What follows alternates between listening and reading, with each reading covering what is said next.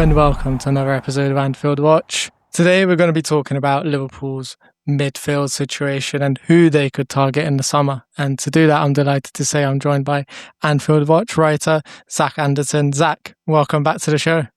Pleasure to be here.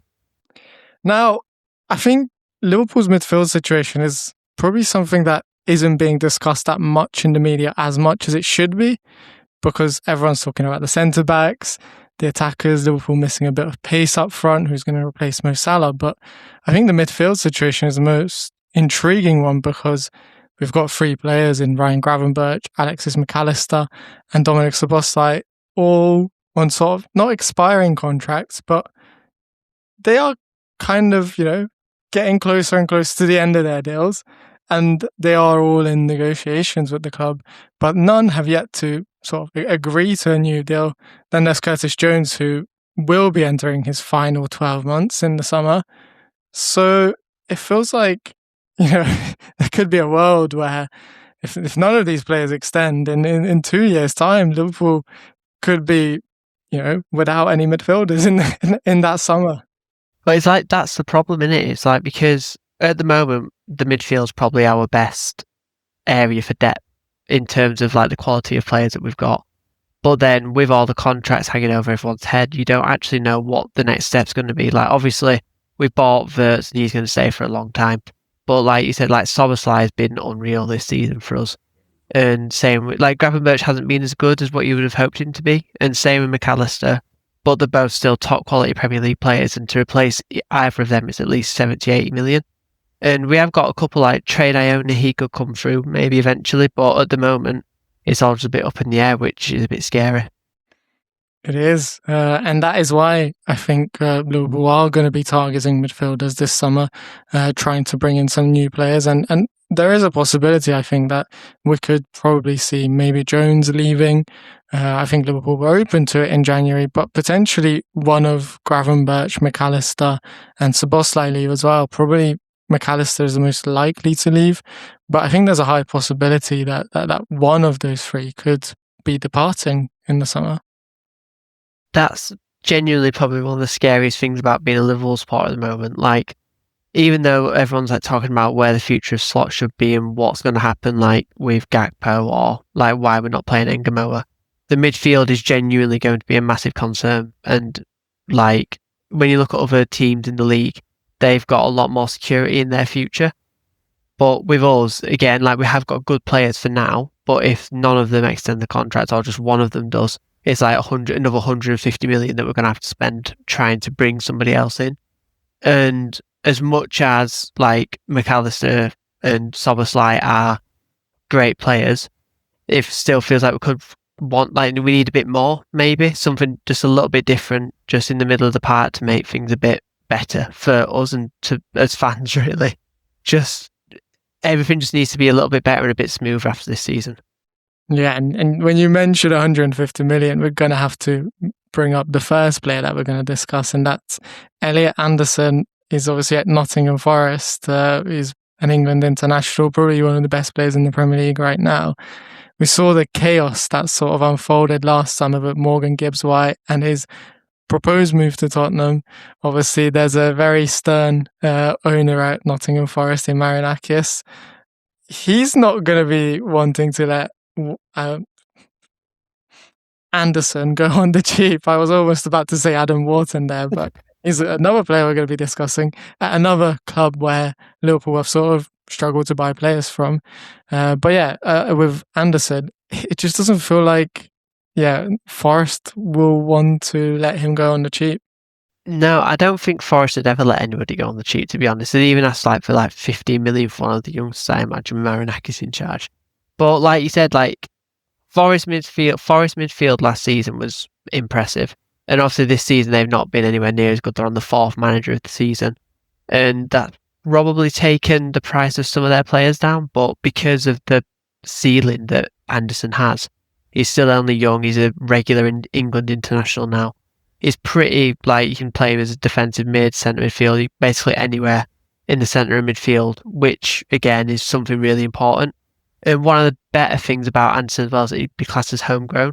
because we've got far too many like foreign spots filled up at the moment. So if we look, that's probably one main reason why we wanted Gahey or Semenyo in the winter and summer transfer windows that have just gone by. But Anderson, I think, would be a really interesting transfer, and I think for his age and the amount of experience he's got, I think he'd be an incredible signing for Liverpool. What I like about Anderson is he doesn't just he can do multiple roles.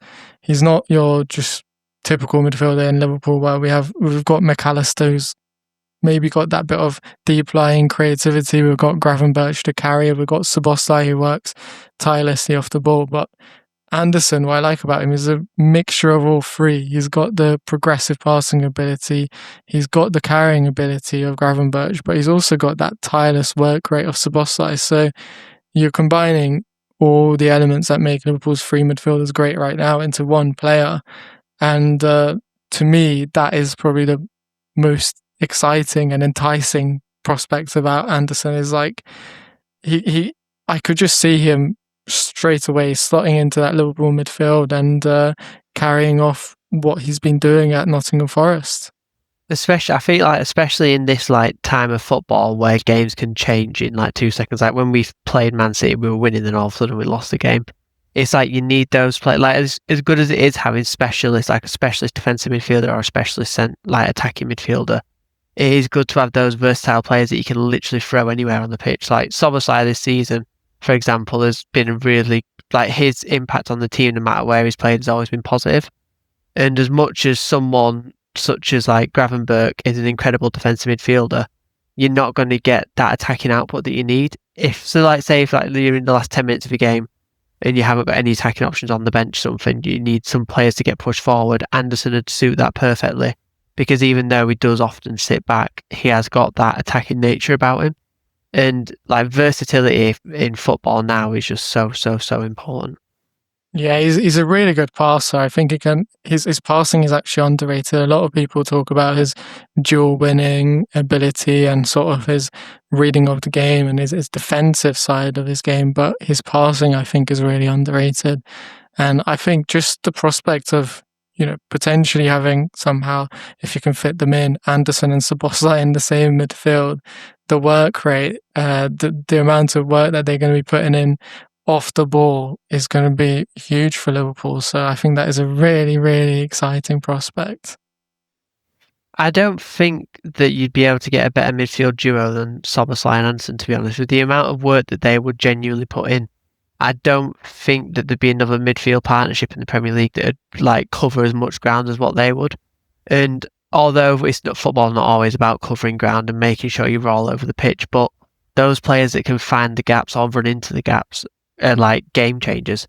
And even though Anderson's still only really young and he'd only really come into his own when he joined Forest, the last like season and a half or so, he's done really, really well. And it's just, I just couldn't even imagine how good Szoboszlai and Anderson would be together.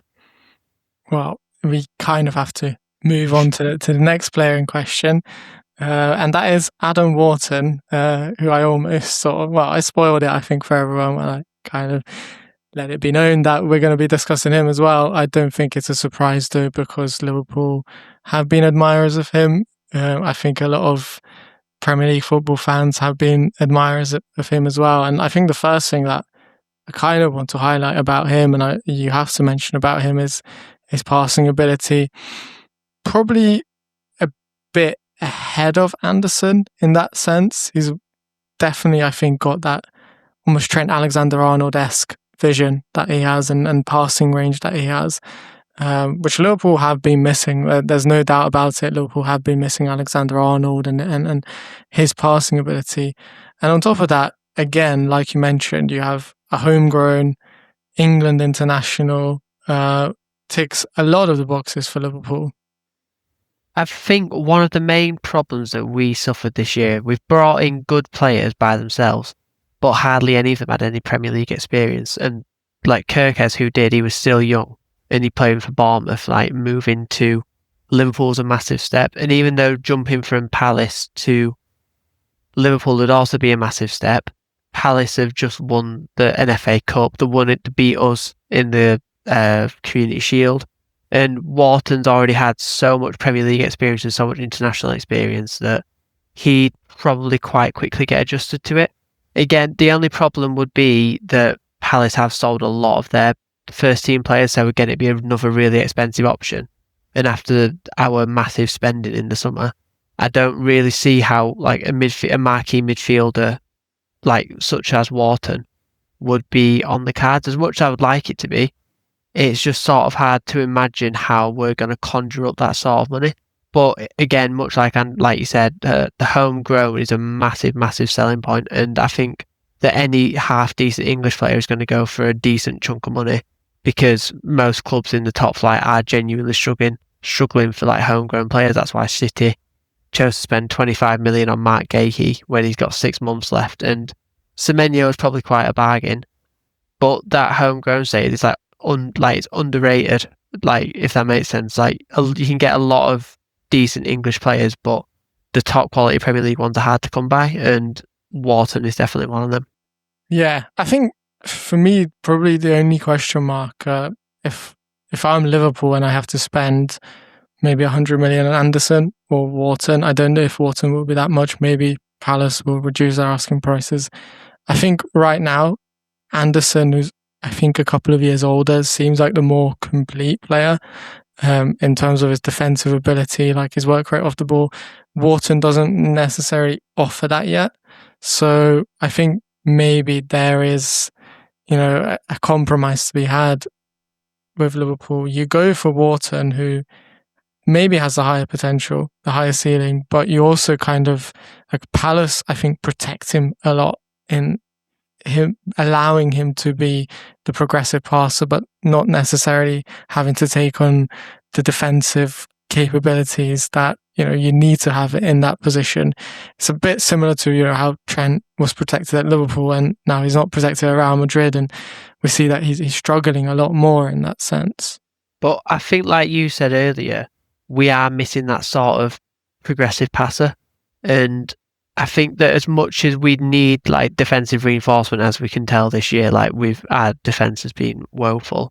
I think that without having players that can progress the ball forward and get the ball to someone such as Ekitike, Wirtz, and even Salah, like without those sort of players in the team, it's always going to be hard for us to beat opponents. And like Wharton, like I said, Wharton's still quite young. He's still got loads of time to develop that part of his game. And with Virgil van Dijk still at the club for at least another year, I think a lot of his defensive work could be helped by Van Dijk. But again, it's just that question of whether Liverpool want to sacrifice. Like, if they're buying a midfielder, do they want to buy another sort of attack-minded midfielder when they've just spent 116 on Wirtz? It's just a difficult. It's like a toss of a coin. You can't really say what the best thing for Liverpool to do is at the moment because we've just been that bad. Like, if there was an unlimited amount of money to spend, I'm sure that Slot and Richard Hughes would spend another ungodly amount of money. But because there's obviously FFP and all the other things that they have to look at, they've got to pick and choose what players they want to sign. And Wharton would be an incredible signing, and the homegrown status again is key. But it's just whether he's worth that 70, 80 million pounds that Palace are probably going to demand for him. Yeah, that is the hard question. I don't know. I'm sort of in two minds about it. I can't really make up my mind about it because I do really like Wharton as a player, but at the same time, I think maybe Anderson might just be the better fit. I just think he's a little bit more proven.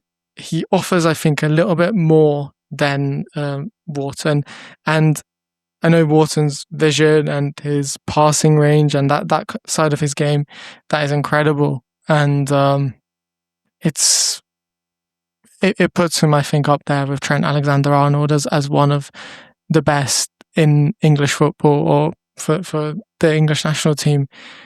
But I think, as I mentioned, Anderson's passing ability and his passing range is underrated. I don't think if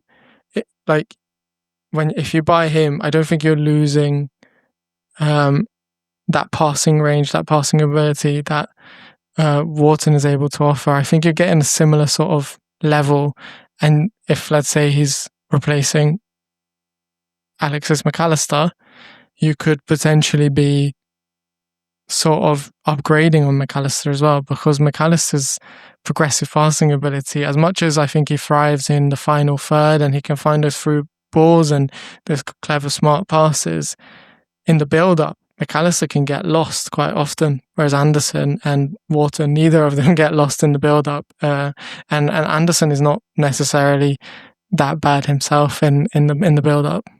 Of the two, I think that Anderson would be the better option. As much as we need like another defensive midfielder, I think that just having a player that can play in any of the three central midfield positions that we have is key. Because, like, say if Wirtz is injured for like another month or two, and then Gravenberch gets injured, and then Alexis McAllister's out, like, or gets banned or suspended or something, we're left stuck with players that can only play certain roles. Like, as Szoboszlai could probably play defensive midfield if you wanted him to, but he's obviously not going to do well there. And it's like one of the main problems that Liverpool have suffered this season is the lack of depth that they've got. And even though like defence has been their main issue in that part, and the midfield at the moment is fairly stacked, a lot of the midfielders can be quite injury prone, or they're hot-headed, or they can just be doing something that you don't expect them to do.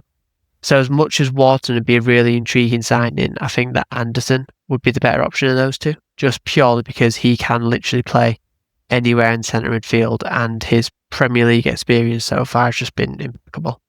Yeah, I have to agree. I think with Wharton as well, I don't fully trust him if he's to play as the deep-lying sort of number 6. If you're replacing him for Gravenberch, for example, I don't know if that's going to work very well. So, whereas I think with Anderson, like you mentioned, he could come in for Gravenberch if Gravenberch needs a rest. Let's say he is the McAllister replacement, because I think we both agree if we have to lose one of the three, it has to be McAllister. Yeah. So if he is the McAllister replacement, he can play for McAllister. But let's say, I don't know, Wirtz is injured, Szoboszlai is getting tired, or maybe he has to play at right back. He like you mentioned, Anderson could play that number 10. And yeah, for me, I think is the complete package. The only question mark is, how much would you be willing to pay for Anderson? If you'd asked me last season, I would have probably said like 80 million or something stupid like that, just because of how well Forest did. This season, they've been broken down a lot. They've 4 managers already.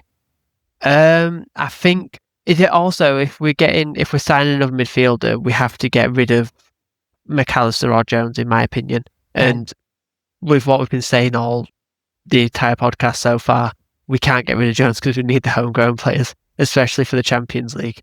So if we got like, say, 50, 60 million for McAllister, I would maybe say like 70 million, 75 million for Anderson.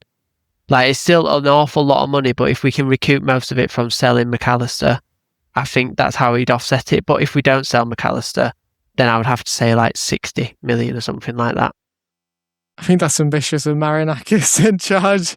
I think he'll be demanding a lot more. But I think there's an important factor here as well that we've got to discuss, and that is Forest are they're down there, you know, with Tottenham and everyone else. They could get relegated, and surely the picture changes if they are relegated. Surely there is a world where then you can get him for a cut price. That's what most Liverpool fans will probably be hoping for, to be honest, to see Forest go down. But yeah, like you said, Marinakis he's going to be a tough negotiator no matter who you try and sign off of him. If they go down, there's got to be some sort of like cutting price, because they've got to earn money, because they've got so many players on so much money, and as much as like they want to keep and try and get straight back up, the parachute payments will only last so long. So they are going to have to like quick fire sell some of their best players. Like Gibbs White could go back on the market, and Anderson would certainly be on the short list of many of the Premier League teams.